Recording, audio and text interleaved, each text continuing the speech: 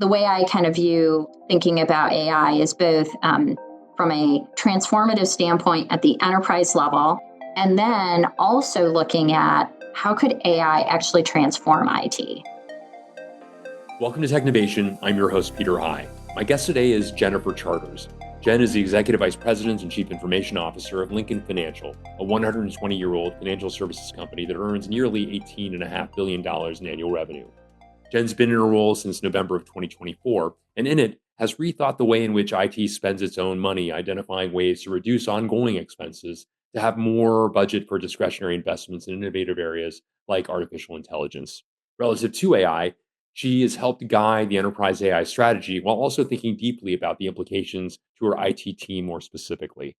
Through it all, she keeps in mind the fact that there is a human transformation that's necessary in order to better take advantage of the technology transformation.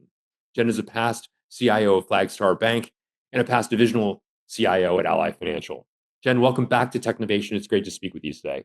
Great, Peter. It's so nice to see you, and thanks for having me again. It's a pleasure.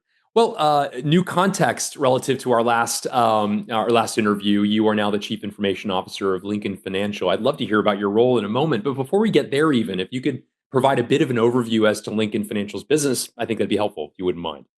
Absolutely. So Lincoln Financial is an insurance company and a financial services company that provides services to our clients.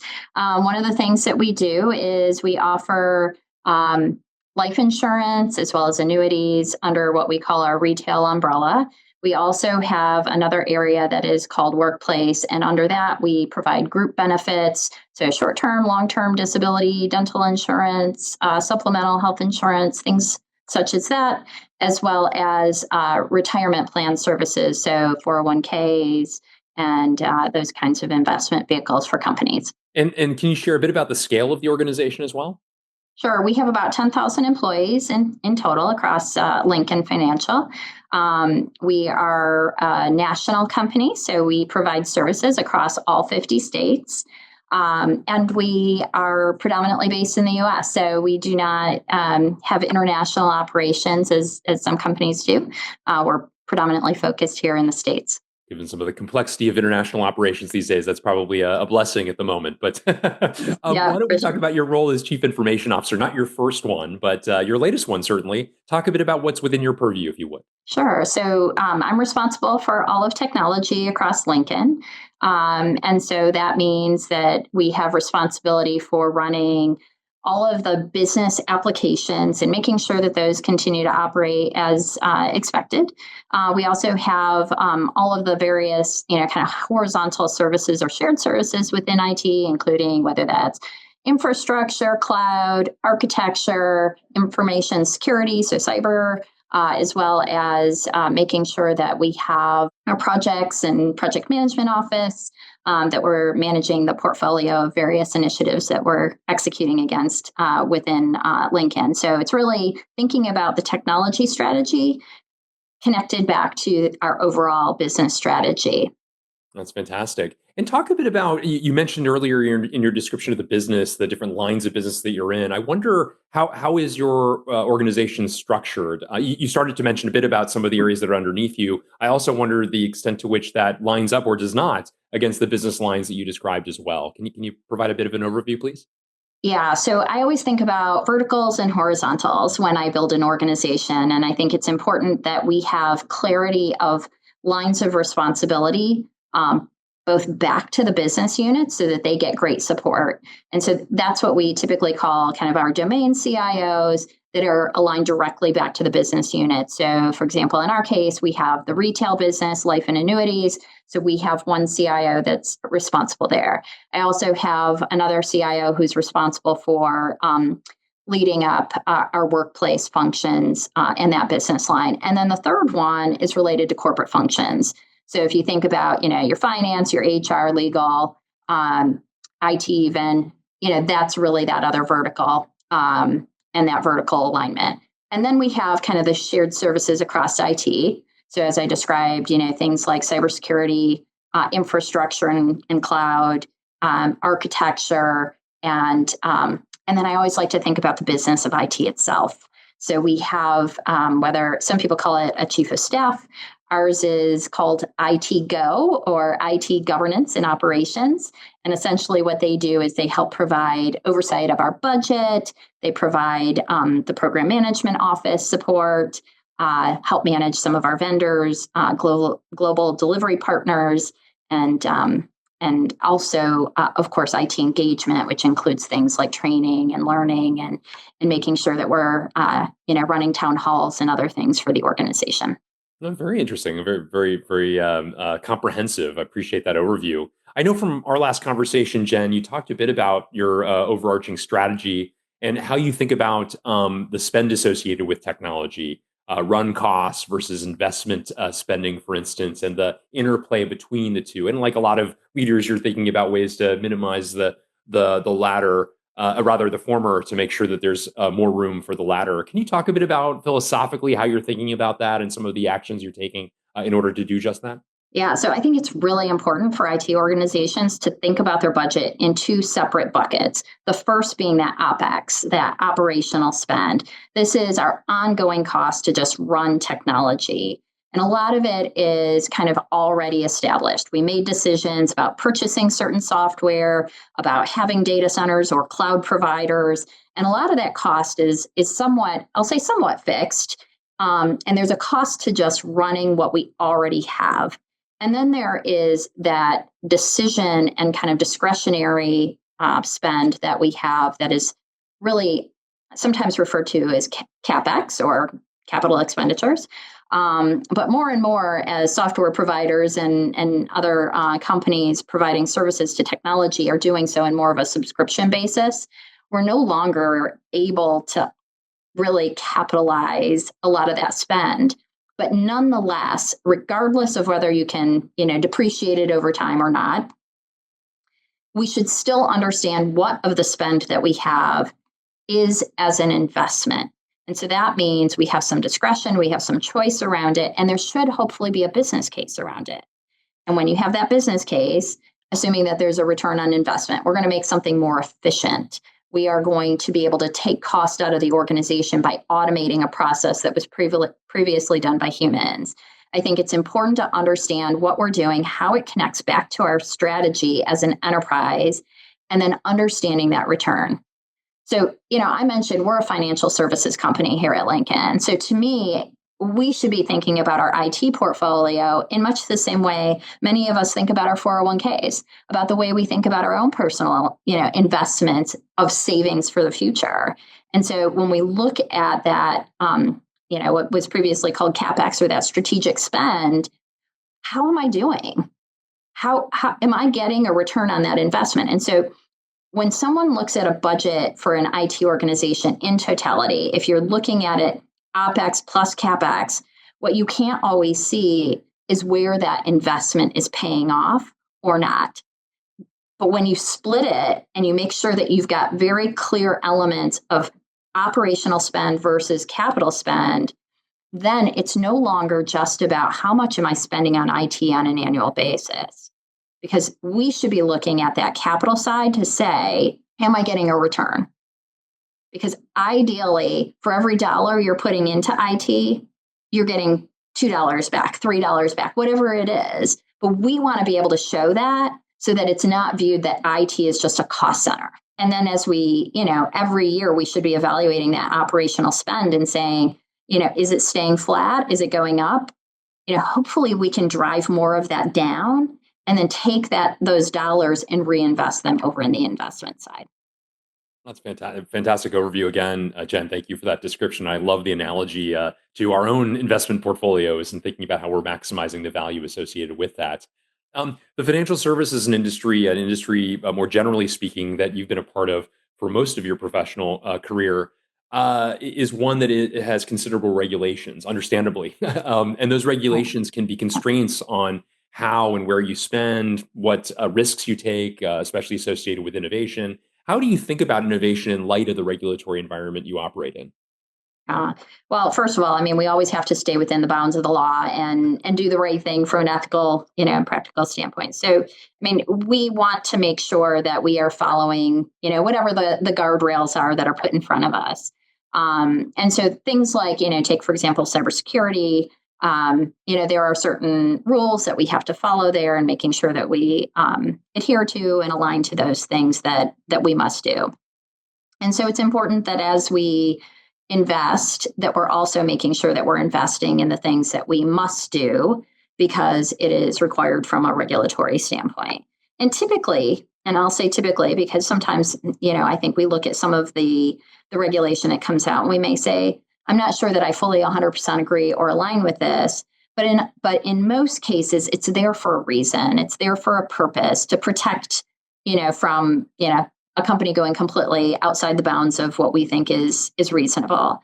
And so generally, following a process of compliance and regulatory oversight is generally a good thing for us. I can tell you from just having been in banking to now moving to insurance that there is also a difference in the way that we are regulated, both the entities that oversee us and regulate us, as well as the ways that they go about doing that. And so I think it's important anytime that you come into an organization that you understand the regulatory environment and the regulatory oversight and who are those stakeholders and constituents that you need to support, and making sure that we understand that and align to that. And then typically we'll have compliance partners within our organization that help make sure that we're aware of new regulation that's coming through. And so it's just something for us to think about, something for us to be aware of, and making sure that we continue to stay in compliance. Yeah, interesting, and certainly a great overview of the complexity that you operate within, the constraints, of course, that are there, and ensuring that you are cognizant of the evolution of those, as it's not it is in some ways a moving target at times. Well, in light of innovation, I know an area of innovation that you and your team have focused on is centered around artificial intelligence, like a lot of your peers as well. Talk a bit about how you've thought about helping the broader Lincoln Financial enterprise AI strategy take life. What are some of the areas of emphasis or topics that you've thought about relative to that, please? Yeah, well, so first of all, I think AI, it's really taken an outsized role right now within organizations. And it's important for us to understand that AI is not just about technology. It's not just about the tech that underpins it, which, for technologists, of course, we find very interesting. But it's really about how this has the potential and the power to be transformative across our enterprise and across our business. And so we're really trying to take a view from, I guess I'll say, a little bit top down. So we've all been educating ourselves about the power and the potential of AI and thinking about how could it be transformative and how could it be disruptive to our business. So I think, the way I kind of view thinking about AI is both from a transformative standpoint at the enterprise level. What is our strategy there? How are we going to operate with AI as a backdrop? How can it support us in certain areas of our business where it could really have a significant impact? How could it help our customers interact with Lincoln in a more effective, more enjoyable, and potentially more efficient way? So we're looking at it from that kind of overarching enterprise strategy, and then also looking at how could AI actually transform IT? So this kind of double transformation going on. As we look at AI within the IT world, there are a number of places where we're seeing applicability, value, and benefit. One, of course, is in how we do development, in terms of how we're thinking about code, building code, how we have humans augmented with AI tools such as GitLab Copilot, or there's some other tools that are out there that others are using. Even just some of the foundation models themselves have some value in being able to produce code. The other thing is to look at, for example, in our cybersecurity world, there's a ton of applicability to leveraging AI there. As the cyber threats are growing, and the threat actors are leveraging AI. We also, on the defensive side, need to also be looking at how can we leverage AI to better and more quickly address those threats that are coming from the outside. So kind of thinking about this kind of parallel, double-layered transformation, both at an enterprise level as well as within IT itself. a couple of things that we're thinking about that I think are really important as we look at this transformation is really about how we reimagine workflows end to end. And so there's this great saying that I just heard the other day that I thought was amazing. There's a lot of lessons we have that we've learned kind of across our journeys so far. And many of us kind of started from a risk lens, especially as a regulated industry. And we said, okay, we've got to protect ourselves against this technology. And then quickly we started to realize, okay, well, that's creating a lot of friction. How do we now, instead of just focusing on the risk associated with AI, how do we also expand and enable AI within the organization? Well, then a lot of these various POCs kind of popped up here and there, and we were doing all kinds of different things. And this is a quote that I had heard from someone from NVIDIA, and they called it random acts of AI. And I just thought that was such a great way to describe, what was going on. And so from a strategic standpoint, now what we're starting to realize is we need to reimagine workflows end to end. It's no longer about just like, hey, how do I take this one little point within my process and I evolve it? Because what if that point doesn't even need to be there in the process at all?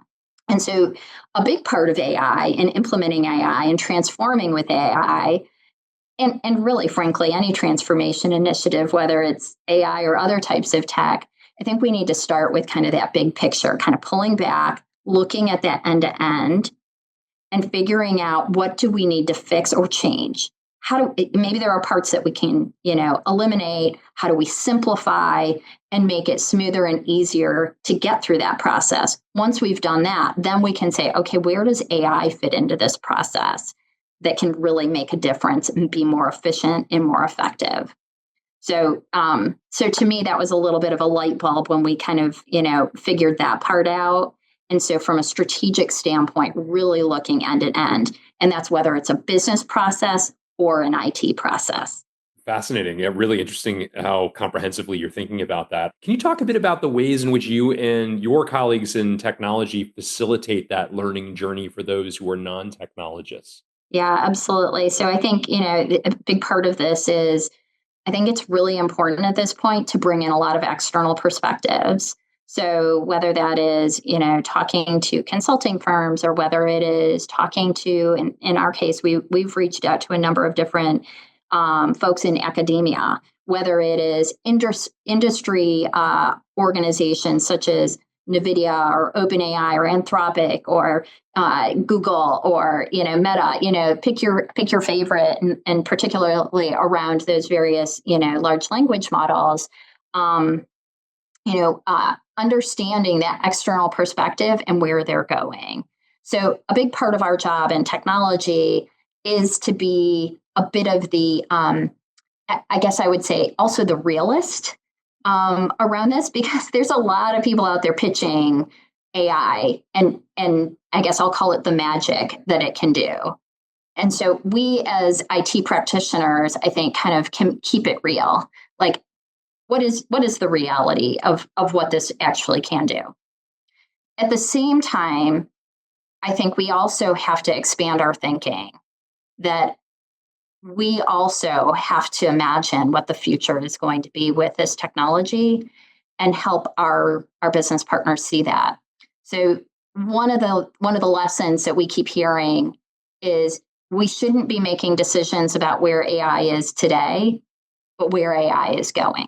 And so keeping that eye and that pulse on what the future holds, I think, is really, really important. And so the other day I was giving a presentation to a set of interns, and as we were one of the topics was around kind of forward thinking. And of course, within technology, it's always evolving. And so we do have to be thinking kind of into the future. But one of the things that I thought was really important is it's not about having a crystal ball and being able to predict the future. It's about being prepared for the future. So making sure that we're laying that groundwork and we're thinking about where the future could go. So let's just take some of these foundational models that are out there. Maybe we don't really kind of pigeonhole ourselves into saying, we're going to pick one model and that is going to be the model that we use forever. I think we have to be a bit agnostic about some of these models because they're evolving and they're changing so quickly. And the other thing is that some of these models are really good at one thing, but maybe not so good at something else. And so it's starting to become that they're going to find their niche where they're really good. So we are going to find fit for purpose with some of these models. And I don't think we want to kind of just align with one, but really aligning maybe with many. And keeping, and I guess I would say keeping that flexibility and that openness to allowing for the many and architecting with maybe a little bit more model agnostic thinking.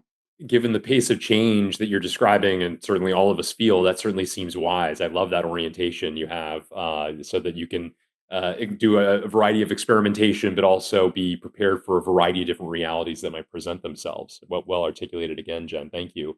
I wonder, are there other trends as you look to the future that have you particularly excited? What else comes to mind, Jen, that you and the team are focused on or thinking about, even if it's a couple of years off? Yeah. Well, one of the things that to me is really important is thinking about humans. So, despite being a technologist, I'm actually very closely partnered with our chief HR officer, as we call it here, people, culture, and communications around this, because change is one of those things that's really hard for people. We're okay if we're the ones making the decision about the change, but we can be a bit more resistant when somebody else is making those decisions. And so change can be hard. So we have to, I guess what I would say in terms of trends is we have to be thinking about this future of, perhaps like, for example, AI agents and, how those get embedded within our organization and how do humans begin to interact with those agents and manage agents. And are we beginning to turn people more into, I'll say citizen developers, as I can begin to now vibe code with an AI bot or an AI chatbot versus necessarily having to understand, some of those different languages that we could be using to build code.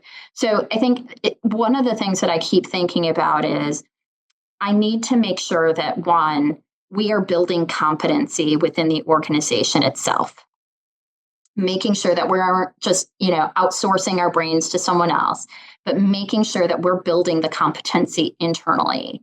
I think it's really important that we continue to invest in young people, that we are building the competencies and the capabilities for the future. So I think, when I think about sort of the trends of the future, I think it's about how do I enable an organization with the right talent and structures in place to really drive the future. And despite, again, being a technologist, I think it's so important to think about the human side of this. The other day, I had an opportunity to go on a vacation, and it was around 4th of July, and I was out, I went to the beach, and I saw people outside enjoying the beautiful weather, the sun, the water. And guess what? When you're in the water, you don't have technology with you. And nobody's thinking about AI. Nobody's thinking about, technology and how it's helping their lives be better. People are thinking about time with people, their family, their friends, those relationships. And so we can't lose sight of the fact that humans need humans and that human connection. We aren't going to become a world full of AI bots. Lincoln has this statement as part of our, kind of marketing as we think about what we do. And one of the statements that we have is make your pastimes last a lifetime. And I love the statement because even when we think about financial services, people don't want to be thinking about their money all the time. They want to be thinking about the fun that they're going to go have. They're going to think about the people that they want to be around. And so it's this idea that people still matter. We're humans. We enjoy, doing all the fun things humans like to do.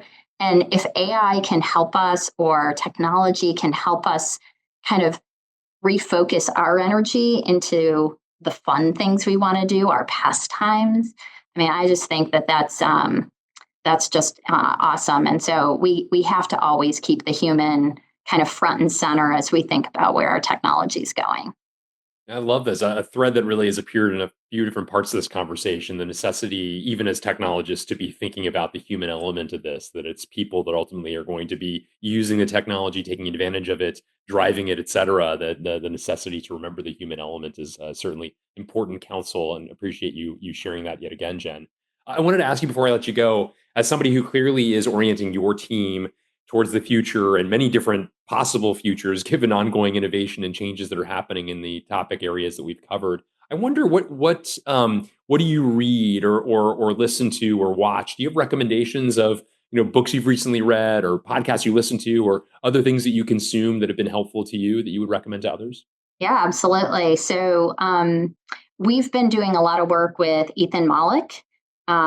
He's a professor out of Penn, Wharton School of Business.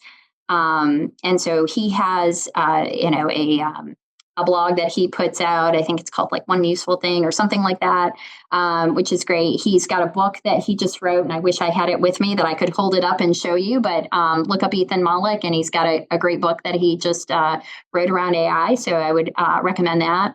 I also just recently read Jeff Wood's book on AI-driven leadership.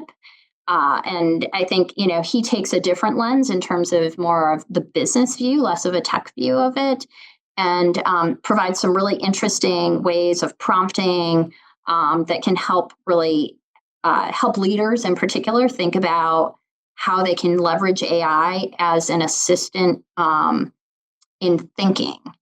And having that person, like I want to call it a person because it feels like it sometimes, right? But having the AI chatbot being that assistant that you can bounce ideas off of, help you think differently, maybe bring new perspectives to the table. And so anyway, that's another one that I really enjoyed listening to and reading. Great suggestions. Co-Intelligence is the book by Ethan Mollick, and Thank also interviewee for episode 860 of this podcast. Ethan is great suggestions both. Thank you for those, Jen, and a great conversation more generally speaking. I really appreciate you sharing more about the great work you and your team are doing, and the ways in which you're thinking about planning for the future and a variety of realities that are presenting themselves given the vast pace of change that we're all experiencing. I really appreciate the conversation.